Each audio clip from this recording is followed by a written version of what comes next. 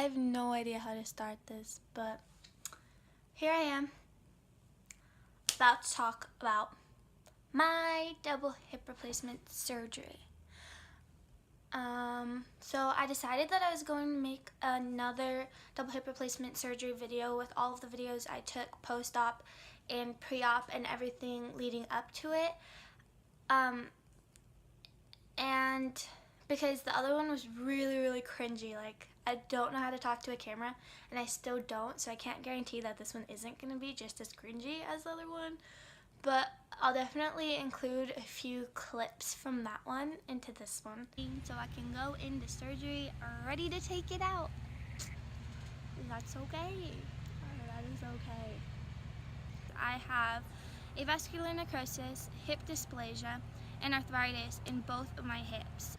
And just kind of pull everything together from pre-op, post-op, and everything. So in the last video, I talked a lot about how I was trying to change what I ate. I was trying to do mindfulness activities and things like that in order to prepare for surgery, so that I would go in with a better mindset and things like that.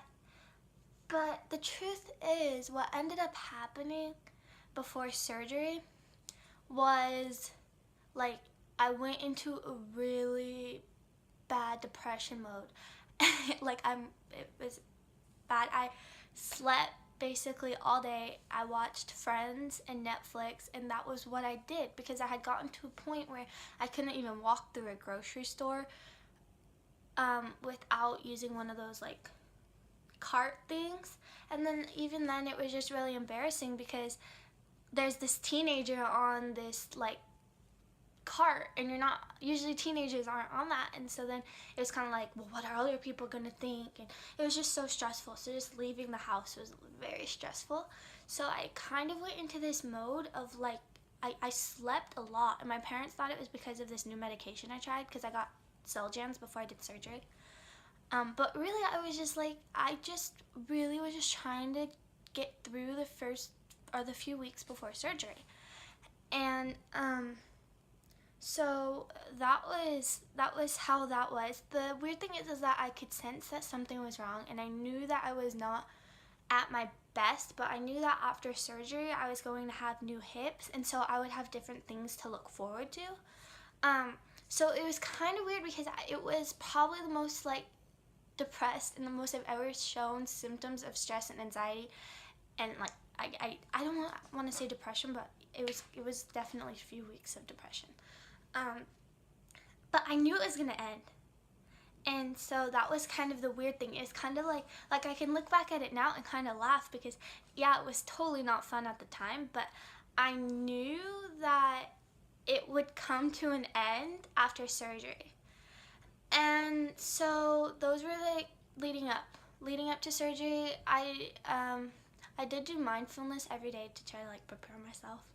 I don't know that it made a difference, but I guess it's definitely better than just going on with daily life. It was good to kind of get into my zone, think through about what my body does and stuff like that, and then even have gratitude for what it has done so far and what it's fought for, and how hard it fought. That even though my the blood flow stopped going to my hips, and my hip bones were deteriorating, and they had officially collapsed, just how much my body has worked and just done its best to keep me healthy. It's truly an amazing thing. And so I think that definitely helped with the mindfulness. And so then what happened? It was a few days before surgery. It was always kind of weird. I didn't like explaining it to people because they would be like, oh, so you have a surgery coming up or whatever, and I hadn't even faced the fact, or I didn't want to face the fact that I was supposed to be in Brazil at the time and having fun and being with all the exchange students and studying abroad and all of that, but now I have to get new hips, which you shouldn't be doing unless you're 80 years old. So I was at a very young age, and then all the stressors that came with it because doctors didn't even want to perform the surgery, they just had to, and it was a lot to handle. And so leading up to it, so let's see, a few days before, I don't really remember, I think I slept most of the time, not even kidding. And the day before, I actually decided that I was gonna go kayak with my 3 best friends, because I was like, heck, it's my last day with Real Hips. I love going outside and doing things. I love being active, and something that I really was able to find a haven in was kayaking, because I could actually do that and not have to worry about using my hips that much. So my friends Michaela, Hannah, Prava, and I, we went kayaking, and we rented kayaks, and we went out onto the lake, and we swam, and we kayaked, and we talked, and that was a great day before. I actually made a whole video about things I packed and stuff, and I was going to upload it the night before I went to surgery. But holy cow, my face was so sunburnt. I'll add some clips in this. My face was so sunburnt, and I'm still crazy burned, but right now I'm just waiting for my friend to come over because she'll be coming to the hospital with me tomorrow. And I'm just icing.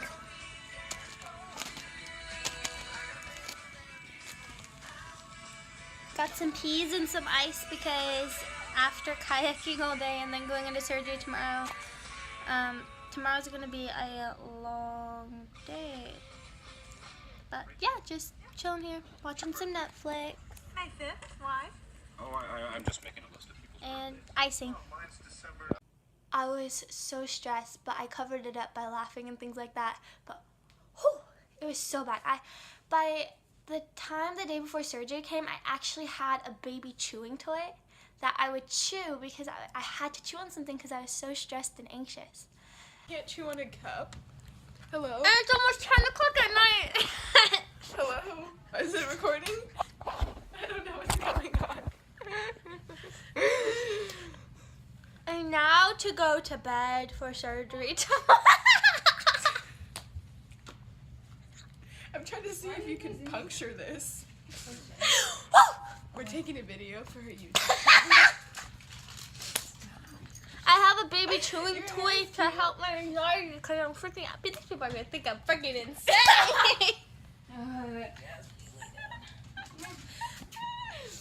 And we out. Hi. And so that's how that went. And my best friend Hannah came over and she stayed the night and she ended up going to surgery with me, which means so much to me. And so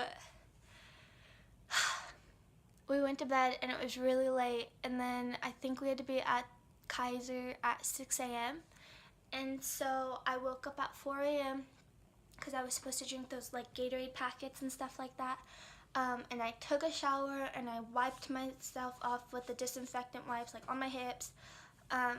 Did that whole routine, and I drank my 2 Gatorades that they provide. And I had everything packed from the night before. I had coloring books and books and all this stuff. Like, oh, I'm going to be in the hospital. I'm going to need them. And then we went we made it to the hospital where I was going to get surgery done. And I remember we parked kind of far because we were in the parking garage. And I was like limping out of the car, doing my little limp. And my dad's like, oh, I can go get a wheelchair for you, you know, like, and wheel you in. You can barely walk inside. But I was like, you know what? This is literally the last time I'm going to walk with new hips outside. Like, it's the last time I'm going to be able to walk into a doctor's appointment or into wherever through doors with real hips. So I just limped my way through, and we went up the elevator to the waiting room. And then we got clipped because that was a very intense moment. Like, the whole ride was kind of awkward.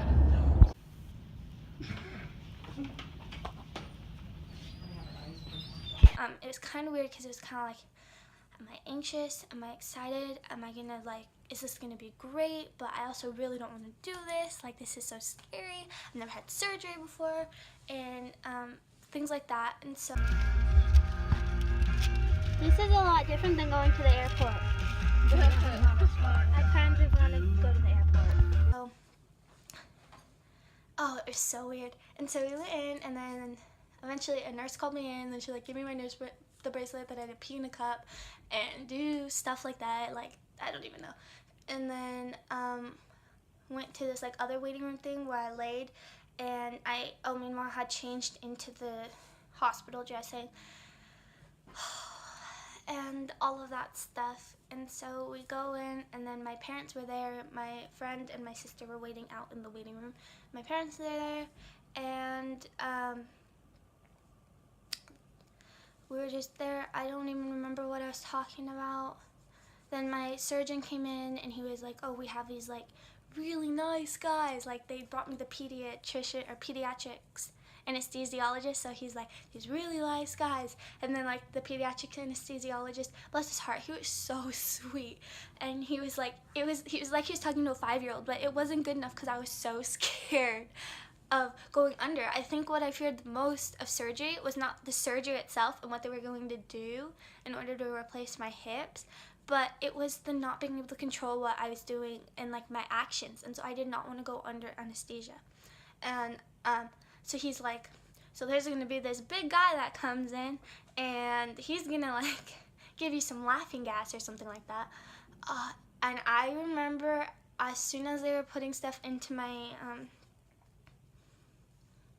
the vein connector needle thingy mabobber, whatever, I should know, I've had infusions and stuff, I don't know the words, but as soon as they were doing that, I was like crying, and I was like kicking, and I was like this little kid, but it was so scary.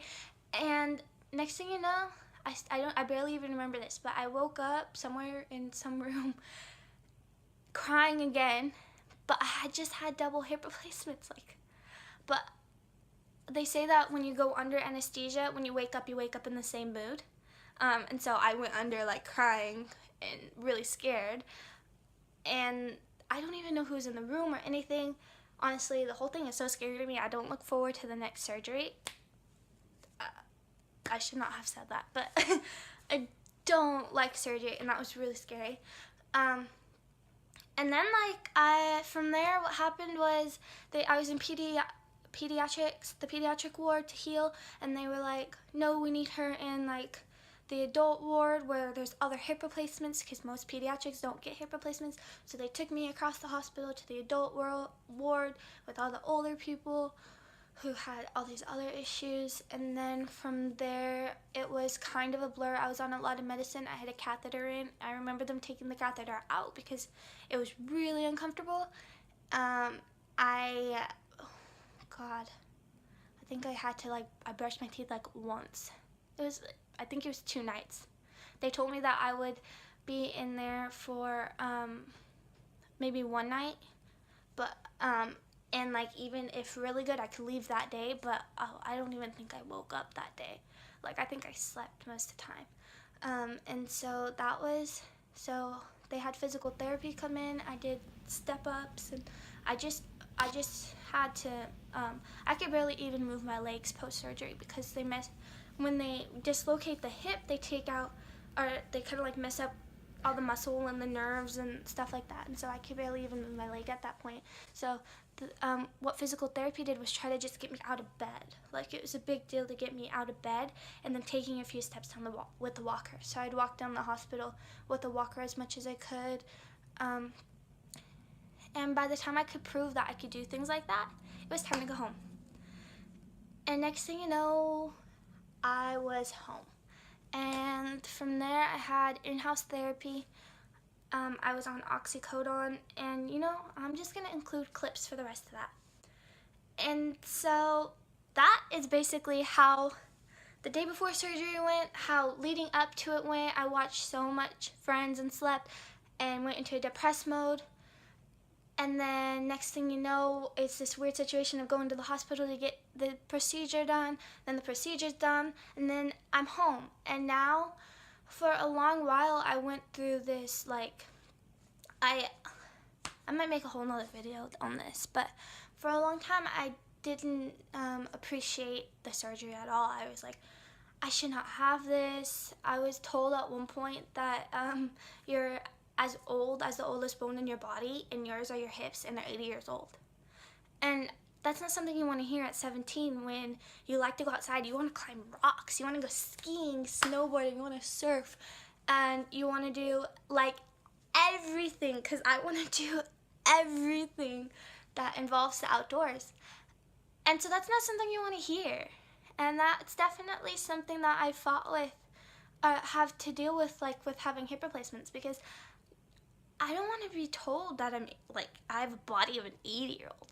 I mean, I like to do stuff. I played 4 sports. I think at one point I played soccer, volleyball, and softball at once on 3 different teams, because I like being active. And so I can now say that with physical therapy and stuff, and what I've been able to do, I don't know, with physical therapy, I have gained strength back. Shout out to my physical therapist, because holy cow, it's like magic how with the stretches she's given me and the exercises she's given me, how within 3, almost 4 months, how much things have changed. And it's so good, because I can now look at it and actually be grateful for this procedure and think, wow, in less than 3 weeks or so, I'm going off to Brazil, and yada, yada, yada, yada, yada. I'll make more videos on that. But now I'm at a point of gratitude. It took 3 months, but I am grateful for this procedure.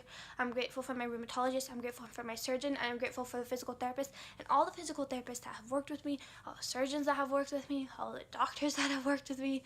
I mean, I met with, I think, 3 surgeons at a time. And now I can officially say that I am happy to be here, and this is going to be a long video. So thank you for watching. If you have a similar procedure coming up, if you're young and you have arthritis, or whatever comes your way, I don't know, health-wise, I know what it's like to go down. And comment below if you're watching this and you're gonna get hip replacements and you're young. Comment below and I'll answer them. And that's it. Catch you in Brazil.